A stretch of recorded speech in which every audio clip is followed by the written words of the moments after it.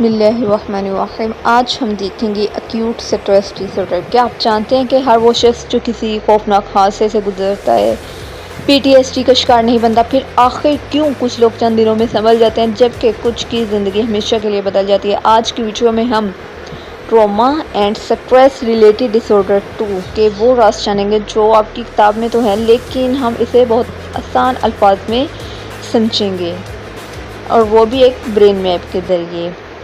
तो सबसे पहले हम देखते हैं एक्यूट स्ट्रेस डिसऑर्डर।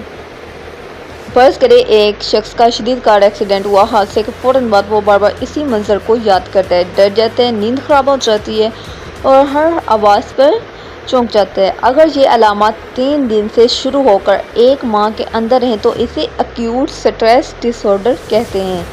ये वैसे तो पीटीएसडी से बहुत ज़्यादा मिलता जुलता है, लेकिन सबसे बड़ा फ़र्क इसमें क्या है? ड्यूरेशन का। अब देखते हैं कि ये किन हालात में हो सकता है। पहला, खुद हादसा देखना या इसका शिकार होना। फिर दूसरा, किसी और के साथ वो हादसा अपनी आंखों से देखना। आपने रोड एक्सीडेंट बहुत ज़्यादा देखे होंगे, कभी ना कभी आपके साथ भी कोई हादसा पेश आया होगा। तो ये क्या है? ये ट्रॉमा है। तीसरा, किसी करीबी दोस्त या ख़ानदान के फ़र्द के बारे में मालूम होना कि इसके साथ खौफनाक हादसा पेश आया है। चौथा, ऐसे पेशे में जिसमें इंसान रोज़ाना खौफनाक मंज़र देखता है, जैसे पुलिस, रेस्क्यू वर्कर्स या फॉरेंसिक टीम। अब आपने याद इसे कैसे रखना है ताकि आपको पेपर में ना भूले भी ना। Acute stress disorder, trauma plus symptoms plus 30 days to 1 month। अब बात करते हैं symptoms of acute stress disorder. अब सवाल आता है कि डॉक्टर्स को कैसे पता चलता है कि इसे एक्यूट स्ट्रेस डिसऑर्डर है?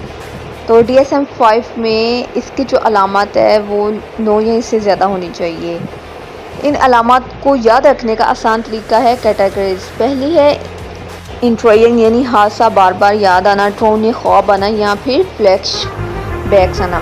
दूसरा आता है नेगेटिव मूड यानी इंसान खुशी महसूस ही ना कर सके। तीसरा है डिसोसिएशन सिम्टम्स यानी खुद को हकीकत से अलग करना या हादसे के कुछ हिस्से याद ना रहना। फिर आता है अवॉइडेंस, ये फोर्थ है ना, यानी ऐसी जगहों, लोगों या बातों से बचना जो हादसा याद दिलाएं।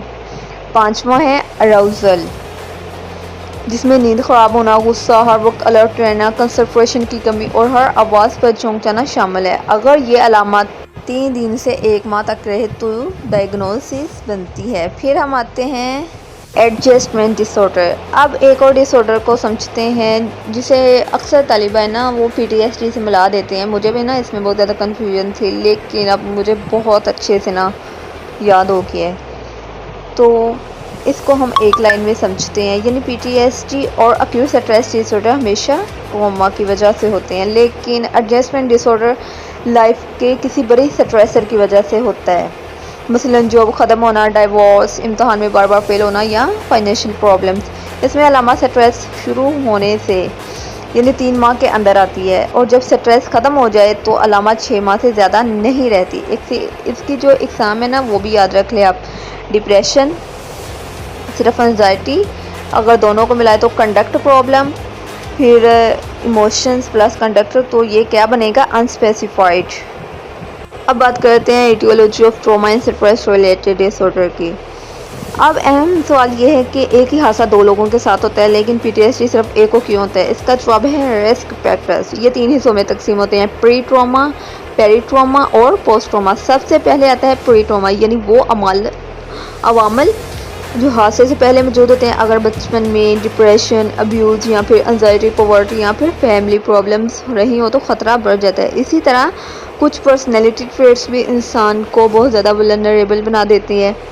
फिर फीमेल जेंडर, कम उम्र ट्रॉमास जो हमारे चाइल्डहुड ट्रॉमास होते हैं वो बहुत ज़्यादा इफेक्ट करते हैं हमारी लाइफ पे। उसके बाद जेनेटिक फैक्टर्स भी इस रिस्क को बढ़ा देते हैं।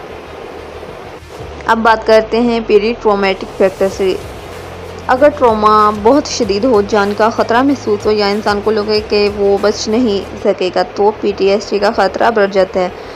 अब एक अहम कॉन्सेप्ट इधर आता है कि अप्राइजल में इंसान सोचता है प्राइमरी अप्राइजल क्या कि ये चीज़ मेरे लिए ख़तरा है या नहीं। फिर आता है सेकेंडरी अप्राइजल, इसमें इंसान सोचता है क्या मैं इससे निपट सकता हूँ। अगर दोनों सोचें मनफी हो तो स्ट्रेस बढ़ जाता है। इसके बाद आती है कोपिंग स्ट्रेटजीज, यानी प्रॉब्लम फोकस्ड कोपिंग, मसला हल करने की कोशिश करती है, जबकि इमोशन फोकस्ड कोपिंग सिर्फ एहसासात को मैनेज करती है। अगर कोपिंग गलत हो तो मुस्तकबिल में PTSD का ख़तरा भी बढ़ जाता है।